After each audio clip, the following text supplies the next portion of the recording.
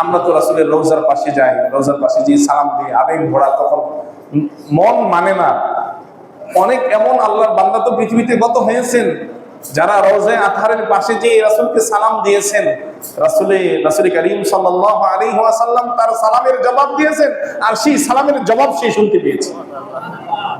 ইমাম বুখারী রাহিমাহুল্লাহু তাআলা তো আল্লাহর নবীর হাদিস লিখেছেন, আর হাদিস লেখার আগে পবিত্র হয়েছেন, 2 রাকাত নামাজ পড়েছেন, রওজায়ে আতহারের দিকে তাকিয়েছেন, নবীজি রওজায়ে আতহার থেকে হাত ইশারা করে সাক্ষী দিয়েছেন, হাদিস এটা লেখো, এটা সত্য হাদিস। তো এমন মানুষ তো, তারা তো মানুষ এই পৃথিবীতে গত হয়েছে।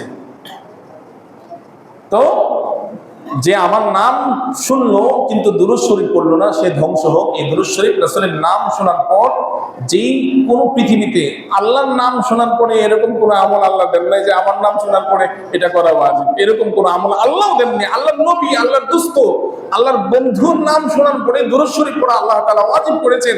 তা এই দুরূদ শরীফ যেটা পড়া নবীজির নাম শোনার পর ওয়াজিব, এটা যদি কেউ বেশি বেশি পড়ে সাল্লাল্লাহু আলাইহি ওয়াসাল্লাম, সাল্লাল্লাহু আলাইহি ওয়াসাল্লাম, সাল্লাল্লাহু আলাইহি ওয়াসাল্লাম, এই আমল যদি কেউ বেশি বেশি করে, তো আল্লাহ তাআলা অবশ্যই অবশ্যই আশা করি তাকে দুনিয়ায় একবার হলেও আল্লাহর নবীর দর্শন আল্লাহ তাকে দান করবেন, দিদার দান করবেন। এজন্য দ্বিতীয় শরীতে নবীজি পা রাখলেন, বললেন যে ব্যক্তি তার বৃদ্ধ মা বাবাকে পেল, তাদের খেদমত করে জান্নাত কামাতে পারলো না, সে ধ্বংস হোক। আমি আমিন বললাম।